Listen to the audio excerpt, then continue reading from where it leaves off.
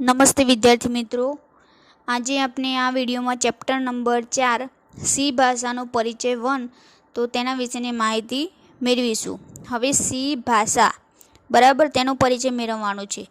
તો આપણે જોતા હોઈએ કે રોજિંદા વ્યવહારમાં ડેઈલી આપણે ગુજરાતી, હિન્દી કે અંગ્રેજી તો એ પ્રકારની ભાષાઓનો આપણે ઉપયોગ કરીએ છીએ, પણ એ ભાષાનો આપણે ઉપયોગ કરીએ છીએ પણ એ પહેલાં આવડવી તો હોવી જોઈએ।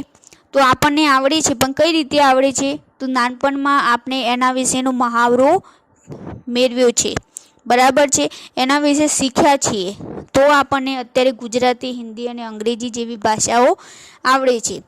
તો આ ભાષાને શીખ્યા પછી તેનો નિયમિત રીતે ઉપયોગ કઈ રીતે કરવો, બરાબર, એ આપણે શીખ્યા છીએ।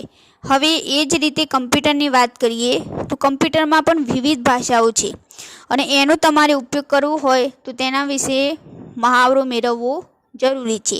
તો આ ચેપ્ટરમાં આપણે સી ભાષાનો પરિચય મેળવવાનો છે। તો પહેલાં પ્રાથમિક પરિચયથી લઈને તેમાં સરળ પ્રોગ્રામ તૈયાર કરવા તો તે વિશેની આપણે અહીંયા વિગતવાર ચર્ચા કરવાની છે। પછી જુઓ તો કમ્પ્યુટરમાં કોઈ ચોક્કસ કાર્ય કરવું છે, બરાબર છે, કોઈ પણ પ્રકારનું ચોક્કસ કાર્ય કરવું હોય તો તેના માટે ક્રમબદ્ધ સ્વરૂપે જે સૂચનાઓ આપવામાં આવે છે એને પ્રોગ્રામ કહેવામાં આવે છે, જે તમે આગળ ભણી ચૂક્યા છો। પ્રોગ્રામ કોને કહેવાય, બરાબર છે। તો કમ્પ્યુટરમાં એવી ઘણી બધી ભાષાઓ છે। બેઝિક શું છે? એક ભાષા છે, લેંગ્વેજ છે। પછી લોગો, એચટીએમએલ જે 7th તમે ભણી ચૂક્યા છો, બરાબર ને। સી એ અત્યારે આપણે ભણીશું અને સી પછી આવશે C++, તે પણ એક લેંગ્વેજ છે। અને C++ પછી તમારે ભણવાની આવશે જાવા, બરાબર। તો આ બધી કમ્પ્યુટરની લેંગ્વેજ છે જે તમારે એક પછી એક શીખવાની રહેશે। તો અહીંયા આપણે ચર્ચા કરીશું સી ભાષા, બરાબર। તો એની પ્રાથમિક માહિતી મેળવીએ આપણે। તો પહેલો મુદ્દો છે આપણો પ્રોગ્રામિંગ ભાષા। તો પ્રોગ્રામિંગ ભાષા કોને કહેવાય? પ્રોગ્રામિંગ એટલે શું? પ્રોગ્રામ એટલે શું? તો આપણે જોઈએ તો કમ્પ્યુટર પાસેથી કોઈ ચોક્કસ પ્રકારનું કાર્ય કરાવવા માટે આપવી પડતી ચોક્કસ અને ક્રમબદ્ધ સૂચનાઓના સમૂહને પ્રોગ્રામ કહે છે। પ્રોગ્રામ કોને કહેવાય? તમને ખ્યાલ જ છે, આગળ પણ ભણી ચૂક્યા છીએ કે કોઈ ચોક્કસ પ્રકારનું કામ કરવાનું હોય તો એના માટેનો ચોક્કસ એક પ્રોગ્રામ હશે અને તેમાં શું હશે? એ પ્રોગ્રામમાં ક્રમબદ્ધ સૂચનાઓ આપેલી હશે તો એને પ્રોગ્રામ કહી શકાય। નોટ ડાઉન કરી લેવું। અને કોઈ ચોક્કસ ભાષામાં સૂચનાઓને ક્રમબદ્ધ સ્વરૂપે લખવાની પ્રક્રિયાને પ્રોગ્રામિંગ કહે છે। કોઈ પણ ચોક્કસ ભાષામાં જે સૂચનાઓ છે એને તમારે ક્રમબદ્ધ સ્વરૂપે લખવી છે તો એને શું કહેવાય? પ્રોગ્રામિંગ, બરાબર। તો હવે આપણે પ્રોગ્રામિંગ શીખવાનું છે। પ્રોગ્રામિંગ ભાષા એ પૂર્વ નિર્ધારિત રીતે નિયમો ધરાવે છે। પ્રોગ્રામિંગ ભાષા શું ધરાવે છે? નિયમો ધરાવે છે। સામાન્ય રીતે દરેક પ્રોગ્રામિંગ ભાષા પોતાની નિયત વાક્ય રચના ધરાવે છે। દરેક પ્રોગ્રામિંગ ભાષા હોય તો દરેક જેટલી પણ લેંગ્વેજ છે કમ્પ્યુટરની એ પોતપોતાની એક વાક્ય રચના ધરાવતી હોય છે। કમ્પ્યુટર આધારિત વિવિધ પ્રકારની પ્રોગ્રામિંગ ભાષામાં લોગો, બેઝિક, કોબોલ, નોટ ડાઉન કરી લેવું, તમને ખ્યાલ હોવો જોઈએ કે કમ્પ્યુટરની પ્રોગ્રામિંગ ભાષાઓ કઈ કઈ છે, બરાબર। પછી Logo, BASIC, COBOL, HTML, C++, C#, has તમને દેખાય છે ને, C# બોલશો તમે। પછી Visual Basic, Java, JavaScript, PHP, Python અને રૂબી, બરાબર। તો આ બધી છે પ્રોગ્રામિંગ ભાષાઓ। આમાંથી મોટાભાગની ભાષાઓ અને બધી જ ભાષાઓ તમારે આગળ જેમ જેમ તમે 9, 10, 11, 12માં જશો એ પ્રમાણે તમારે આ ભાષાઓ શીખવાની આવશે। હવે પ્રોગ્રામની લાક્ષણિકતાઓ છે તો લાક્ષણિકતાઓ જોઈએ કે પ્રોગ્રામની લાક્ષણિકતાઓ શું છે?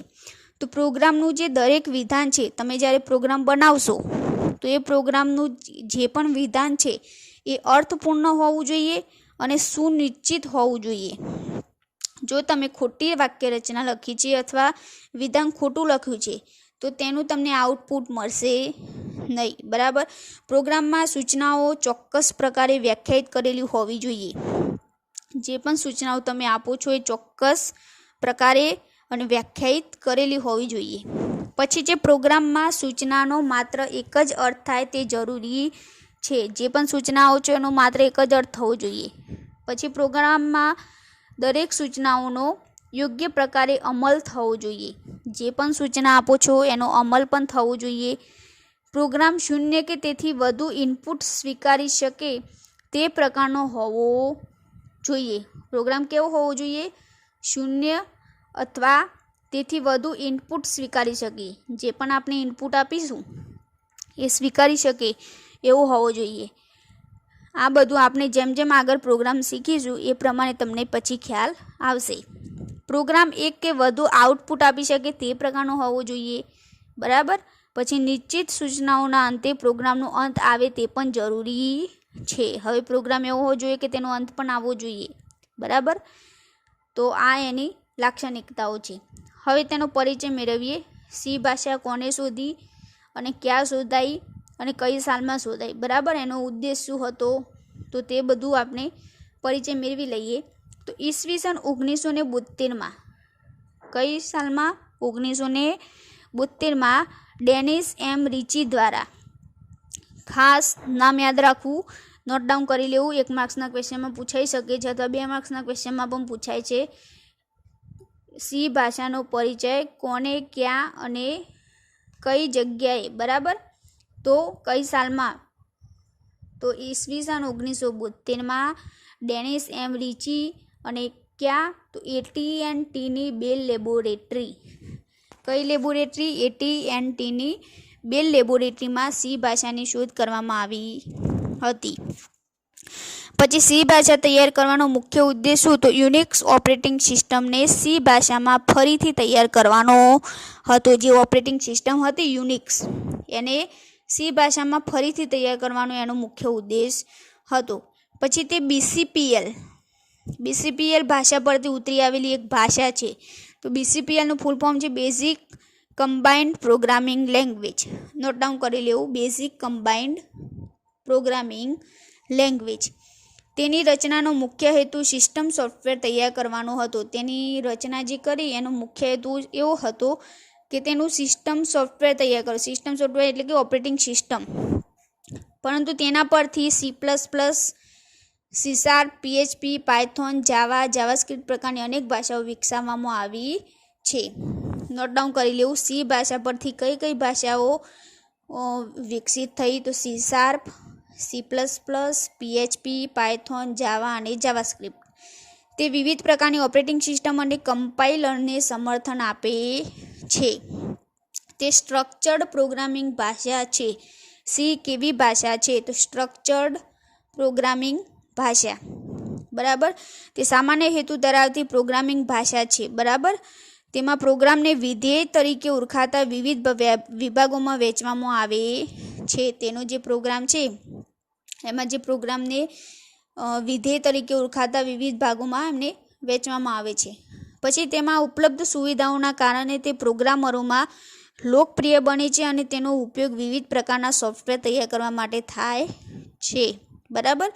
તે ઘણા બધા પ્રોગ્રામરોમાં લોકપ્રિય બની ચૂકી છે અને તેનો વિવિધ પ્રકારના સોફ્ટવેર તૈયાર કરવા હોય તો તેમાં પણ આ તમે સી લેંગ્વેજનો ઉપયોગ કરી શકો છો.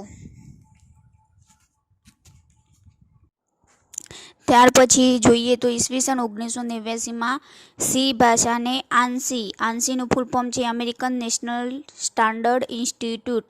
જો આંશીનું ફૂલ ફોર્મ ઘણીવાર એક્ઝામમાં પૂછાઈ ચૂક્યું છે. આંશીનું ફૂલ ફોર્મ. બરાબર. 1 માર્ક્સમાં પૂછાઈ શકે છે. નોટ ડાઉન કરી લેવું. આંશી એટલે કે અમેરિકન નેશનલ સ્ટાન્ડર્ડ ઇન્સ્ટિટ્યૂટ. બરાબર.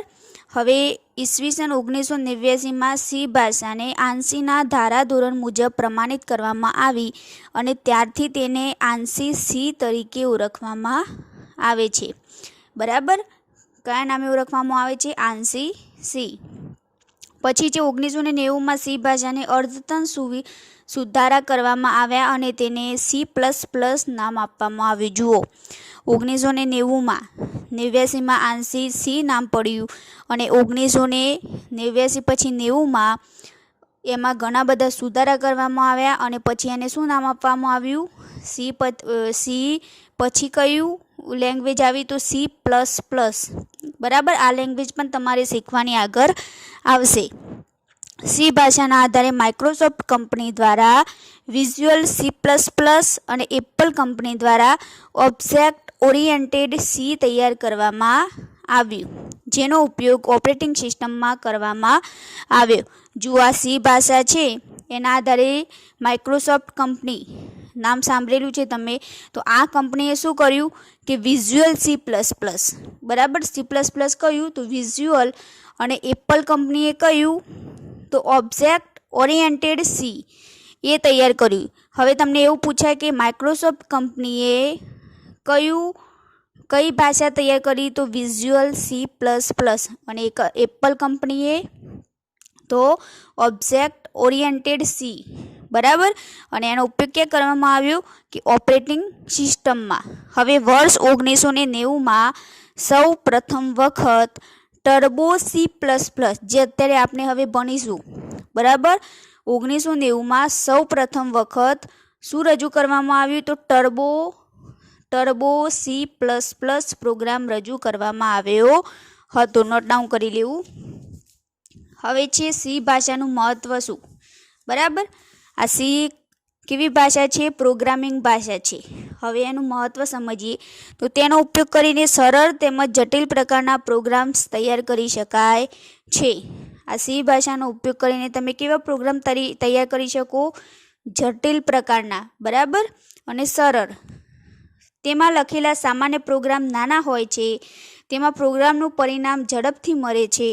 તેમાં વિવિધ પ્રકારની ડેટા ટાઈપ અને ઓપરેટર્સનો પણ ઉપયોગ કરી શકાય છે. ડેટા ટાઈપ્સ અને ઓપરેટર, બરાબર, એ બધું આપણે શીખીશું.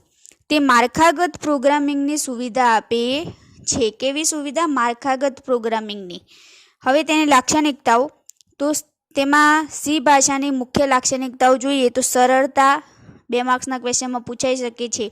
તો લાક્ષણિકતાઓ કઈ તો એ સરળ છે, સુગમતા આપે છે, માળખાગત છે, વિશ્વસનીય પણ છે, કાર્યક્ષમ છે, અસરકારક અને સુવાહ્યતા, બરાબર. આ બધી તેની લાક્ષણિકતાઓ છે. હવે ત્યાર પછીનો મુદ્દો છે સી ભાષામાં પ્રોગ્રામનું માળખું. હવે જે પ્રોગ્રામ બનાવીએ છીએ એનું માળખું કેવું હશે તો એને મુખ્ય 3 વિભાગમાં વિભાજિત કરવામાં આવેલા છે માળખાને. એક છે વૈકલ્પિક વિભાગ, બરાબર, પછી છે ફરજિયાત વિભાગ, અને ત્રીજું છે ઉપયોગકર્તા વ્યાખ્યાયિત વિભાગ. હવે આમાં શું હોય એ આપણે ધ્યાન આપીશું.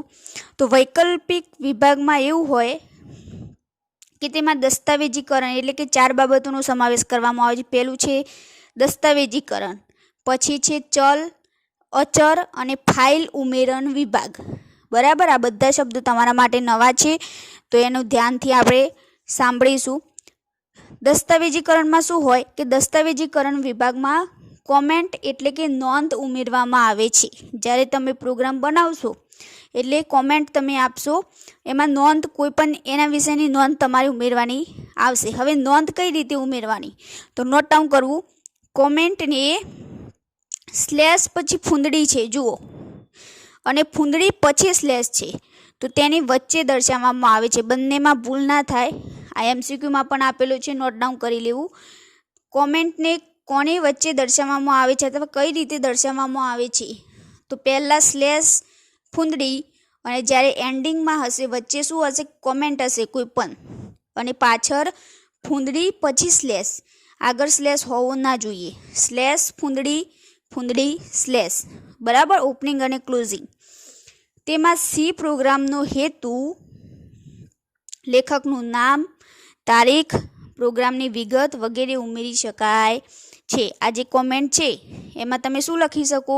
કોઈ પણ વસ્તુ. તેમાં પ્રોગ્રામનો હેતુ શું છે, કોઈ પણ લેખકનું નામ હોય, તારીખ હોય, પ્રોગ્રામની વિગત હોય, કોઈ પણ કોમેન્ટ તમે ઉમેરી શકો. સી પ્રોગ્રામમાં કોઈ પણ સ્થાને કોમેન્ટ ઉમેરી શકાય છે, પણ કોમેન્ટ એમનેમ તમે ના લખી શકો. કોમેન્ટ લખવી હોય તો એની આગળ પાછળ આ બંને નિશાની હોવી જરૂરી છે, તો જ તમારી કોમેન્ટ ગણાશે. સી ભાષા દ્વારા કોમેન્ટ લાઇન ઉપર કોઈપણ પ્રકારની પ્રક્રિયા કરવામાં આવતી નથી. આ રીતે તમે ગમે તે લખશો તો એની આડઅસર પ્રોગ્રામમાં થશે નહીં, બરાબર. એના પર કોઈ પ્રક્રિયા નહીં થાય. કમેન્ટ લખવાથી પ્રોગ્રામની વાંચન ક્ષમતા અને સમજણ વધે છે. કોઈ પણ લાઈન તમે લખો છો પ્રોગ્રામમાં તો એ શું લખ્યું છે એ તમે કમેન્ટમાં લખશો તો સારી રીતે તમે પ્રોગ્રામ સમજી શકશો. બરાબર. પછી છે ચલ. હવે ચલ એટલે શું? તો તેમાં વિવિધ પ્રકારના ચલનો સમાવેશ કરવામાં આવે છે. છગડીયા કૌંસ, જો બે છગડીયા કૌંસ આપેલા છે ઓપનિંગ અને ક્લોઝિંગમાં. છગડીયા કૌંસની વચ્ચે વ્યાખ્યાયિત કરવામાં આવતા ચલને સ્થાનિક ચલ કહે છે. બે છગડીયા કૌંસની વચ્ચે જે ચલ આપેલા હોય તેને શું કહેવાય? સ્થાનિક ચલ. અને પ્રોગ્રામમાં વિસ્તારની બહાર વ્યાખ્યાયિત કરવામાં આવતા ચલને વૈશ્વિક ચલ કહે છે. પ્રોગ્રામની બહારના વ્યાખ્યાયિત કરવામાં જે આવે છે ચલ, જે પ્રોગ્રામ લખીએ છીએ એ વિસ્તારની બહાર, બરાબર, તો તેને વૈશ્વિક ચલ કહે છે. હવે અચર કોને કહેવાય? આ ચલ કઈ રીતે લેવાના એ આપણે જ્યારે પ્રોગ્રામ શીખીશું ત્યારે હું તમને સમજાવીશ કે આને ચલ કહેવાય, આને કમેન્ટ કહેવાય. બરાબર, એટલે તમને સારી રીતે સમજમાં આવશે. પછી છે અચર. તો તેમાં સાંકેતિક અચરનો સમાવેશ કરવામાં આવે છે. કેવો? સાંકેતિક. બરાબર. સાંકેતિક અચરની આગળના ભાગમાં હેઝ ડિફાઇન ઉમેરવું જરૂરી છે. હવે આ કઈ રીતે આવશે એ પણ આપણે પ્રોગ્રામમાં સમજીશું. સાંકેતિક અચરની આગળના ભાગમાં શું હોવું જોઈએ? હેઝ ડિફાઇન ઉમેરવું જરૂરી છે. એ ફરજિયાત લખવું પડશે. હવે હેઝ ડિફાઇન શેના માટે લખવાનું? એ કેમ જરૂરી છે? તો એ પ્રી પ્રોસેસર ડાયરેક્ટિવ છે. શું છે? Pre processor directive. સી પ્રોગ્રામમાં પીઆઈ નામના સાંકેતિક અચરનો ઉપયોગ કરી શકાય છે. બરાબર. પીઆઈ એ તમે મેથ્સમાં ભણી ચૂક્યા છો. પીઆઈ એટલે કે તમે શું બોલો છો ને? પાઈ કહો છો. બરાબર. તેમાં સાંકેતિક અચરને સામાન્ય રીતે કેપિટલ અક્ષરોમાં વ્યાખ્યાયિત કરવામાં આવે છે. આવા તમે સાંકેતિક અચરનો ઉપયોગ કરો તો તેને કેપિટલ અક્ષરમાં વ્યાખ્યાયિત કરી શકો છો. પછી છે ફાઇલ ઉમેરણ વિભાગ. હવે ફાઇલ તમારે કોઈ ઉમેરવી છે તો કઈ રીતે ઉમેરાશે? તો સી પ્રોગ્રામમાં વિવિધ પ્રકારના વિધેયના ઉપયોગ માટે તેને લગતી હેડર ફાઇલને ફાઇલ ઉમેરણ વિભાગ હેઠળ ઉમેરવામાં આવે છે. હેડર ફાઇલનું એક્સટેન્શન છે .h. હવે પાછળ .h આપેલું હોય તો સમજી લેવાનું કે આ કઈ ફાઇલ છે? Header file. બરાબર, નોટ ડાઉન કરી લેવું, પાછળ MCQમાં હશે. હેડર ફાઇલનું એક્સટેન્શન ખાલી જગ્યા હોય છે તો .h. તેની વાક્યરચના શું હોય છે? તો વાક્યરચના પણ પૂછાઈ શકે.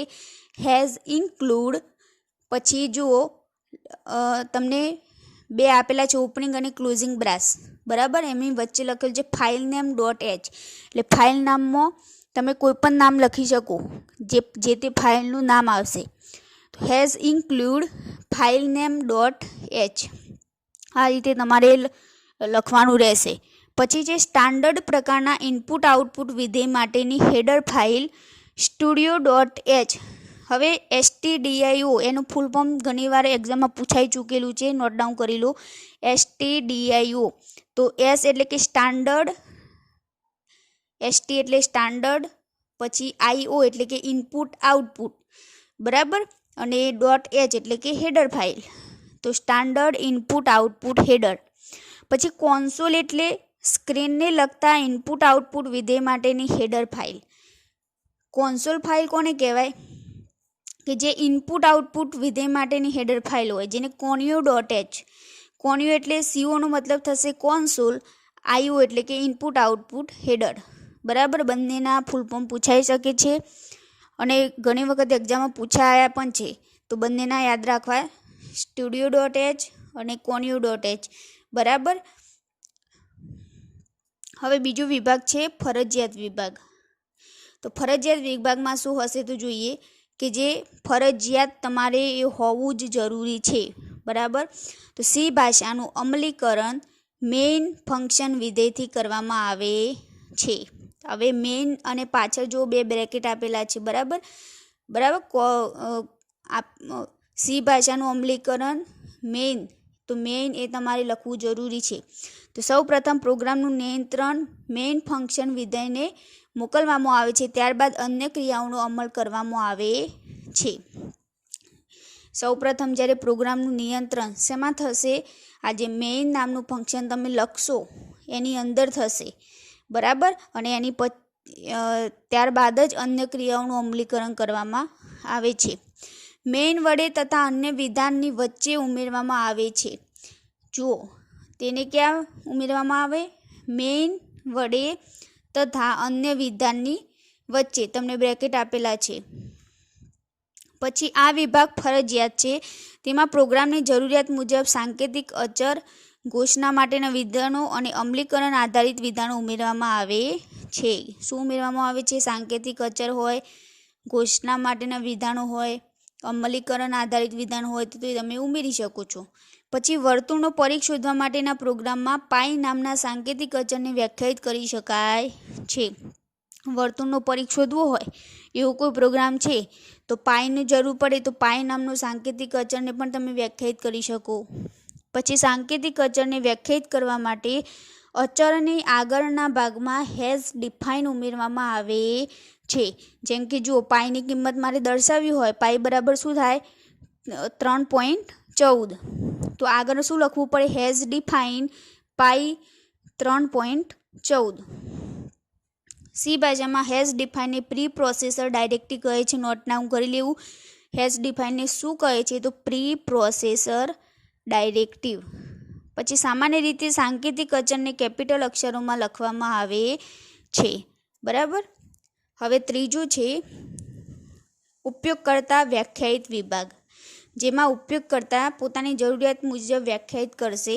તો જોઈએ, ઉપયોગકર્તાની જરૂરિયાત મુજબ વ્યાખ્યાયિત કરવામાં આવતા વિધેયોને ઉપયોગકર્તા વ્યાખ્યાયિત વિધેય કહેવામાં આવે છે. શું હોય કે ઉપયોગકર્તાને જે પ્રમાણે જરૂરિયાત પડે છે એ પ્રમાણે વિધેય તેમાં એડ કરશે. પ્રોગ્રામમાં જરૂરિયાત મુજબનું ઉપયોગકર્તા વ્યાખ્યાયિત વિધેય તૈયાર કરવામાં આવે છે, એ આપણે જોઈશું. હવે સી ભાષામાં વિધેય જોઈએ. આપણે સી ભાષામાં વિધેય કોને કહેવાય? તો સી ભાષા કોઈપણ પ્રોગ્રામને નાના નાના વિભાગોમાં વહેંચવાની સુવિધાને આપે છે, જેને વિધેય કહે છે. સી લેંગ્વેજ છે શું કરે છે? કોઈપણ પ્રોગ્રામ હોય તો એને નાના નાના વિભાગમાં વહેંચવાની સુવિધા આપે છે, જેને તમે વિધેય કહી શકો. હવે વિધેયના 2 પ્રકાર છે, નોટ ડાઉન કરી લેવું. સી ભાષામાં વિધેયના કેટલા પ્રકાર છે? 2, બરાબર. 2 માર્ક્સના ક્વેશ્ચનમાં પણ આ પૂછાય છે. સી ભાષાના વિધેય કેટલા છે અને કયા કયા? તો એક છે આંતર પ્રસ્થાપિત વિધેય અને બીજું છે ઉપયોગકર્તા નિર્મિત વિધેય, બરાબર. તો આંતર પ્રસ્થાપિતમાં શું હોય? તો ઉપયોગકર્તા દ્વારા પ્રોગ્રામમાં ઉપયોગમાં લઈ શકાય તેવા સી ભાષામાં પહેલેથી જ ઉપલબ્ધ હોય તે પ્રકારના વિધેયને આંતર પ્રસ્થાપિત વિધેય એટલે કે ઇનબિલ્ટ ફંક્શન કહે છે. હવે જુઓ, ઉપયોગકર્તા જે તે ઉપયોગકર્તા હશે એ પ્રોગ્રામ બનાવશે, બરાબર. હવે પ્રોગ્રામમાં જે ઉપયોગી હોય એવા ફંક્શન આપણને જરૂરી છે, તો એ ફંક્શન બાય ડિફોલ્ટ સી ભાષામાં પહેલેથી ઉપલબ્ધ જ હશે, બરાબર. એ આપણે આપણી જાતે ઉમેરવાના રહેશે નહીં. તો સી ભાષામાં પહેલેથી ઉપલબ્ધ છે એવા વિધેય એટલે શું? આંતર પ્રસ્થાપિત વિધેય, બરાબર. ક્વેશ્ચનમાં પૂછાઈ શકે છે. પછી તેને બીજું શું, કયા નામે ઓળખવામાં આવે છે? લાઇબ્રેરી વિધેય, બરાબર. તેને લાઇબ્રેરી વિધેય તરીકે પણ ઓળખવામાં આવે છે. પછી પ્રિન્ટએફ ફંક્શન એ આંતર પ્રસ્થાપિત વિધેયનું ઉદાહરણ છે. પ્રિન્ટએફ તો એ લાઇબ્રેરી વિધેય કે ઓલરેડી એ સી ભાષામાં ઉપલબ્ધ જ હોય છે. પછી ઘાત શોધવા માટે પણ આપેલું હોય, દાખલા તરીકે પાવર POW એવું ફંક્શન, અથવા વર્ગમૂળ શોધવું હોય તો એના માટે SQRT, બરાબર. એ પ્રકારના વિધેય આંતર પ્રસ્થાપિત કે લાઇબ્રેરી વિધેયનું ઉદાહરણ છે. હવે ઉપયોગકર્તા નિર્મિત, તો ઉપયોગકર્તા દ્વારા તેની જરૂરિયાત અનુસાર તૈયાર કરવામાં આવતા વિધેયને ઉપયોગકર્તા નિર્મિત વિધેય કહેવામાં આવે છે, એટલે કે યુઝર ડિફાઇન ફંક્શન. કેવા કહેવાય? યુઝર ડિફાઇન ફંક્શન, એટલે યુઝર તેની જરૂરિયાત મુજબ ફંક્શન એડ કરે. તો દાખલા તરીકે મેઇન એ ઉપયોગકર્તા નિર્મિત વિધેયનું ઉદાહરણ છે. નોટ ડાઉન કરી લેવું. મેઇન ફંક્શન એ કયા પ્રકારના વિધેયનું ઉદાહરણ છે, બરાબર. 1 માર્ક્સમાં પૂછાઈ શકે. તો એ ઉપયોગકર્તા નિર્મિત વિધેયનું ઉદાહરણ છે. પછી સી ભાષામાં ચલ. હવે જોઈએ ચલ કોને કહેવાય. સી ભાષામાં ચલ એટલે શું, બરાબર, અને ચલના પ્રકાર. તો પ્રોગ્રામમાં ડેટાનો સંગ્રહ અને ઉપયોગ કરવા માટે વપરાતા નામને ચલ કહે છે. હવે જે તે તમે પ્રોગ્રામ બનાવશો એમાં ડેટાનો સંગ્રહ કરવો પડે અને એનો ઉપયોગ કરવો પડે, તો એના માટે જે વપરાતું નામ છે, બરાબર, તેને કહેવાય ચલ. ચલ એટલે વેરિયેબલ. ચલને બીજું શું કહેશો? વેરિયેબલ. સી ભાષામાં પોતાને બદલવાની ક્ષમતા ધરાવતા ડેટાને ચલ કહે છે. પોતાને બદલવાની ક્ષમતા ધરાવતા ડેટાને. સી પ્રોગ્રામમાં ચલ વડે ઇનપુટ સ્વીકારવામાં આવે છે અને ઇનપુટને ડેટાના સ્વરૂપે પણ સ્વીકારવામાં આવે છે. ચલને કોઈ ચોક્કસ નામ દ્વારા વ્યાખ્યાયિત કરવામાં આવે છે. ચલને કોઈ પણ પ્રોગ્રામ બનાવીએ છીએ તો એનું ચોક્કસ આપણે નામ આપીશું, બરાબર, તો એ ચલ કહેવાશે. ચલને કોઈ પણ નામ દ્વારા તમે વ્યાખ્યાયિત કરી શકો છો. આપણે જ્યારે પ્રોગ્રામ બનાવશું એટલે ચલ કોને કહેવાય તમને સારી રીતે સમજમાં આવશે. પછી ચલના પ્રકાર છે. તો સી ભાષામાં ચલના બે પ્રકાર છે. એક છે વૈશ્વિક ચલ એટલે કે ગ્લોબલ વેરિયેબલ, અને બીજું લોકલ વેરિયેબલ એટલે કે સ્થાનિક ચલ. બંને યાદ રાખવા જરૂરી છે. ચલના બે પ્રકાર છે, ગ્લોબલ વેરિયેબલ અને લોકલ વેરિયેબલ. વૈશ્વિક ચલ અને સ્થાનિક ચલ. તો વૈશ્વિક ચલ એટલે શું? તો તમામ વિધેયની પહેલાં વ્યાખ્યાયિત કરવામાં આવતા ચલને વૈશ્વિક ચલ કહે છે. જ્યારે પ્રોગ્રામ સ્ટાર્ટ થાય એ વખતે જ આ ચલ વ્યાખ્યાયિત કરી દેવામાં આવે, બરાબર, તેને કહેવાય વૈશ્વિક ચલ. તે અમર્યાદિત કાર્ય વિસ્તાર ધરાવે છે. તેનો ઉપયોગ પ્રોગ્રામમાં ગમે તે કરી શકાય છે. પ્રોગ્રામ લખતાની પહેલાં જ આપણે જ્યારે ચલ આપી દઈશું, કોઈ પણ વેરિયેબલ આપી દઈશું, તો એ આખા પ્રોગ્રામમાં ગમે ત્યાં જ્યાં જેની જરૂર પડે ત્યાં યુઝ થશે, બરાબર, તેને ગ્લોબલ વેરિયેબલ કહેવાય. અને સ્થાનિક ચલ એટલે શું? કે તેને છગડીયા કૌંસની વચ્ચે વ્યાખ્યાયિત કરવામાં આવે, તેને સ્થાનિક ચલ કહેવાય. તે મર્યાદિત કાર્ય વિસ્તાર ધરાવે છે, બરાબર. તો જ્યાં આપણે આ ચલ લખેલા હશે છગડીયા કૌંસની, તો એટલામાં જ એ યુઝ થશે, આખા પ્રોગ્રામમાં યુઝ થશે નહીં. પછી તેનો ઉપયોગ પ્રોગ્રામમાં ગમે ત્યાં કરી શકાતો નથી. પણ જુઓ, હવે તમે સ્થાનિક ચલ આપો કે વૈશ્વિક ચલ આપો તો તેના માટેના નિયમો છે. ચલ કઈ રીતે અપાય તેના નિયમો, તો ખાસ ધ્યાન આપો. ચલ એટલે શું અને કઈ રીતે અપાશે? તો ચલના નામમાં મૂળાક્ષર, અંક કે અંડરસ્કોરનો ઉપયોગ કરી શકાય છે. અંડરસ્કોર એટલે નીચે લીટી આવે છે ને, એ. કોઈ પણ મૂળાક્ષર લખી શકો, અંક લખી શકો, બરાબર, અથવા અંડરસ્કોરનો પણ ઉપયોગ કરી શકો. ચલના નામનો પ્રથમ અક્ષર મૂળાક્ષર કે અંડરસ્કોર હોવો જરૂરી છે. 80ના ધારાધોરણ પ્રમાણે ચલનું નામ વધુમાં વધુ 31 અક્ષરનું સુધીનું જ હોવું જોઈએ. નોટ ડાઉન કરી લો. ચલનું નામ વધુમાં વધુ કેટલા અક્ષર સુધી તમે લખી શકો છો? તો 31 અક્ષર સુધી. પછી ચલનું નામ કેસ સેન્સિટિવ હોય છે, એટલે કે જુઓ, તમે કેપિટલ લખો, અડધું કેપિટલ અડધું સ્મોલ, કોઈ પણ રીતે, બરાબર, તો તેને અલગ અલગ ચલ તરીકે લખી શકો છો અને જે પ્રમાણે લખશો એ પ્રમાણે તેને ઓળખવામાં આવશે. ચલના નામ તરીકે સી ભાષાના keyword int, float, void, for, if અને કેસ વગેરેનો ઉપયોગ કરી શકાતો નથી, બરાબર. ચલના નામ તરીકે આ બધી કીવર્ડનો તમે ઉપયોગ ના કરી શકો. પછી માન્ય ચલના નામ અને અમાન્ય એટલે કઈ કઈ માન્ય કહેવાય જુઓ. તો કુમાર સ્મોલમાં લખેલું છે, કુમાર કેપિટલમાં લખ્યું છે, કુમાર અંડરસ્કોર પ્રકાશન, તો આ રીતે પણ લખી શકો. પછી કુમાર અંડરસ્કોર 1, તો આ રીતે નામ આપવું હોય તો આ રીતે ચલ લખી શકો. આગળ અંડરસ્કોર અને કુમાર લખવું હોય તો પણ લખી શકો. આ બધા માન્ય ચલ છે, બરાબર. પછી 1 કુમાર એવું ના લખી શકો તમે. 1 કુમાર લખવું હોય તો 1 અંડરસ્કોર કુમાર લખવું પડે. પછી કુમાર પ્રકાશન આ રીતે તમે ના લખી શકો, વચ્ચે સ્પેસ ના આપી શકો. પછી કુમાર એન પ્રકાશન આ રીતે પણ તમે ના લખી શકો, બરાબર, વચ્ચે કોઈ પણ ચિહ્ન ના આવી શકે. અને ઇન્ટ, તો આવું પણ તમે ચલ આપી શકો નહીં, બરાબર ને. પછી આગળનો મુદ્દો છે સી ભાષામાં પ્રોગ્રામ લખતી વખતે ધ્યાનમાં રાખવાની બાબતો. તો તો હવે ધ્યાનમાં રાખવાની બાબતો કઈ છે જોઈએ આપણે. તો સી ભાષામાં જો પહેલું છે કે સી પ્રોગ્રામમાં ગમે ત્યાં કોમેન્ટની વચ્ચે તમે નોંધ એટલે કે કોમેન્ટ ઉમેરી શકાય છે, તેની સિવાય તમે ઉમેરી ના શકો. બરાબર, પહેલું આપણે ભણી ચૂક્યા કે હેઝ, પછી સ્ટાર છે અને પછી સ્ટાર હેઝ, સોરી હેઝ નહીં સ્લેશ, બરાબર, સ્લેશ સ્ટાર સ્ટાર સ્લેશ. તો આ બંનેની વચ્ચે જ તમે કોમેન્ટ ઉમેરી શકો. પછી જે હેડર ફાઇલને મેઇન ફંક્શન એટલે કે મેઇન વિધેયની પહેલાં ઉમેરવામાં આવે છે. પછી અમલ કરી શકાય તે પ્રકારના કોઈપણ સી પ્રોગ્રામમાં મેઇન વિધેય હોવું જરૂરી છે. કોઈપણ અમલ કરી શકાય એવો પ્રોગ્રામ હોય તો મેઇન વિધેય જરૂરી છે.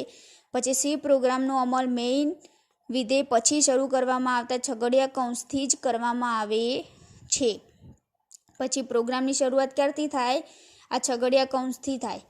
સી ભાષામાં ઉપયોગમાં લેવાતા આઇડેન્ટિફાયર કેસ સેન્સિટિવ હોય છે. સી ભાષામાં જે ઉપયોગમાં લો છો એ આઇડેન્ટિફાયર કેસ સેન્સિટિવ હોય છે. બરાબર, સામાન્ય રીતે સી પ્રોગ્રામ બીજી એબીસીડી એટલે કે સ્મોલ અક્ષરોમાં લખવામાં આવે છે. ખાસ ધ્યાન આપો, સી પ્રોગ્રામ સ્મોલમાં લખવામાં આવે છે એટલે બીજી એબીસીડીમાં લખવામાં આવે છે. બરાબર, વચ્ચે કોઈ પણ અક્ષર કેપિટલ હશે તો તમને એરર બતાવશે. સી પ્રોગ્રામના બે શબ્દોની વચ્ચે ઓછામાં ઓછી એક જગ્યા હોવી જરૂરી છે. બે શબ્દો લખશો તો બે શબ્દો વચ્ચે સ્પેસ નહીં હોય. એમાં જો વધારે સ્પેસ હશે તો પણ એરર આવશે. એક જ સ્પેસ હોવી જરૂરી છે. સી પ્રોગ્રામમાં દરેક વિધાનનો અંત અર્ધવિરામ ચિહ્ન એટલે કે સેમિકોલન, બરાબર, એનાથી કરવામાં આવે છે. જેટલા પણ સેન્ટેન્સ તમે લખશો, જેટલા પણ વિધાનો લખશો તો પાછળ સેમિકોલન લખશો તો જ એ વિધાન પૂર્ણ કહેવાય. બરાબર, નહીં તો એ કહેવાશે નહીં, તો એની પણ એરર બતાવશે જો તમે સેમિકોલન નથી કરેલું. સી ભાષામાં શરૂ કરવામાં આવતા દરેક છગડીયા કૌંસ એટલે કે જો છગડીયો કૌંસ આપેલું છે ઓપનિંગ અને ક્લોઝિંગ, તો ને સંબંધિત પૂરો થતો છગડીયો કૌંસ લખેલું છે ને, તો એ ઉમેરવો જરૂરી છે. બરાબર, પછી છે સી ભાષામાં કામગીરી. તો સી ભાષામાં તમે કામગીરી કઈ રીતે કરશો? તો સી ભાષામાં કામગીરી કરવા માટે ટેક્સ્ટ એડિટર અને કમ્પાઇલર જરૂરી છે. પહેલું ટેક્સ્ટ એડિટર એટલે શું? તો ટેક્સ્ટ એડિટરમાં શા માટે? તો સી ભાષાનો પ્રોગ્રામ ટેક્સ્ટ એડિટરમાં લખવામાં આવે છે. બરાબર, ટર્બો સી, સાઇટ અને ગેડિટ પ્રકારના ટેક્સ્ટ એડિટરમાં સી પ્રોગ્રામ લખવામાં આવે છે. બરાબર, આપણી સ્કૂલમાં એ લેબમાં ટર્બો સી, સાઇટ અને ગેડિટ ત્રણેય પ્રકારના ટેક્સ્ટ એડિટર અવેલેબલ છે. ટેક્સ્ટ એડિટરનો ઉપયોગ કરીને લખવામાં આવતા પ્રોગ્રામને સોર્સ પ્રોગ્રામ કહે છે. નોટ ડાઉન કરી લેવું, એક માર્ક્સમાં પૂછાઈ શકે. ટેક્સ્ટ એડિટરનો ઉપયોગ કરીને લખવામાં આવતા પ્રોગ્રામને શું કહે છે? તો સોર્સ પ્રોગ્રામ કહે છે. અને મોસ્ટ આઈએમપી C++ પ્રોગ્રામ ફાઇલનું એક્સટેન્શન શું હોય છે? બરાબર, દરેક વખતે એક્ઝામમાં પૂછાય છે. C++ પ્રોગ્રામ ફાઇલનું એક્સટેન્શન તો .cpp. જેટલા પણ તમે પ્રોગ્રામ બનાવશો એનું તમે જ્યારે સેવ કરશો ત્યારે તમારે નામ આપવું પડશે. બરાબર, તો નામ આપશો ત્યારે પાછળ એક્સટેન્શન આપવું પડશે. જે રીતે તમે HTMLમાં પ્રોગ્રામ બનાવતા હતા અને પાછળ .html એવું એક્સટેન્શન આપતા હતા, બરાબર, એ જ પ્રમાણે અહીંયા .cpp એવું એક્સટેન્શન આપવું જરૂરી છે. નોટ ડાઉન કરી લેવું. C++ પ્રોગ્રામ ફાઇલનું એક્સટેન્શન તો .cpp. હવે કમ્પાઇલર એટલે શું? તો કમ્પાઇલરમાંથી તમને ક્વેશ્ચન પૂછાશે. તો સંકલન હર્તા કે સંગ્રહ કરતા? સંકલન કરતા કે સંગ્રહ કરતા? કમ્પ્યુટરમાં લખેલા પ્રોગ્રામનું પરિણામ ટ્રાન્સલેટર એટલે કે અનુવાદક પ્રકારના સોફ્ટવેર પ્રોગ્રામ વડે કરવામાં આવે છે, જેને કમ્પાઇલર તરીકે ઓળખવામાં આવે છે. બરાબર, કમ્પાઇલર શું કરશે કે તે સોફ્ટવેર પ્રોગ્રામ વડે ટ્રાન્સલેટર કરશે, એટલે કે જે પ્રોગ્રામ છે એ પ્રોગ્રામનું પરિણામ ટ્રાન્સલેટ કરશે. બરાબર, કમ્પાઇલરનો ઉપયોગ પ્રોગ્રામને ઓબ્જેક્ટ કોડ એટલે કે મશીન કોડમાં ફેરવવા માટે થાય છે. પ્રોગ્રામને શું કરે? મશીન કોડમાં ફેરવે. સી ભાષાના પ્રોગ્રામને કમ્પાઇલર પ્રોગ્રામની મદદથી સંકલિત એટલે કે કમ્પાઇલ કરવામાં આવે છે. જ્યારે તમે આખો પ્રોગ્રામ બનાવી દો છો, બરાબર, પ્રોગ્રામ બનાવ્યા પછી તમારે કમ્પાઇલ કરવું પડે અને કમ્પાઇલમાં તમને બતાવશે કે તમારી એરર કેટલી છે, બરાબર, અને એ તમે એરર સોલ્વ કરશો પછી જ તમે પ્રોગ્રામ રન કરશો. રન એટલે કે તમે આઉટપુટ મેળવશો તેમાં. પછી છે તે સી પ્રોગ્રામનું અનુવાદ કરીને પરિણામ દર્શાવે છે. સી પ્રોગ્રામને ટર્બો સી પ્રકારના કમ્પાઇલર વડે કમ્પાઇલ કરી શકાય છે, બરાબર છે. તો અહીંયા સુધી આપણે આ વિડીયોમાં જોયું. ત્યાર પછી આપણે પ્રેક્ટિકલ શીખીશું નેક્સ્ટ વિડીયોમાં કે ટર્બો સી સ્ટાર્ટ કઈ રીતે કરવું, બંધ કઈ રીતે થશે, એમાં ન્યૂ ફાઇલ કઈ રીતે લેવાય, પછી કોઈ ફાઇલ બનાવેલી છે, પ્રોગ્રામ બનાવેલો છે એને ઓપન કરવું હોય, સેવ કરવું હોય, બરાબર. તો આ બધું તો કોમન છે, તમને આવડે છે કે ન્યૂ, ઓપન, સેવ, બરાબર. પરંતુ આ પ્રેક્ટિકલ તમારા માટે નવો છે એટલે આપણે નેક્સ્ટ વિડીયોમાં પ્રેક્ટિકલ શીખીશું. Thank you.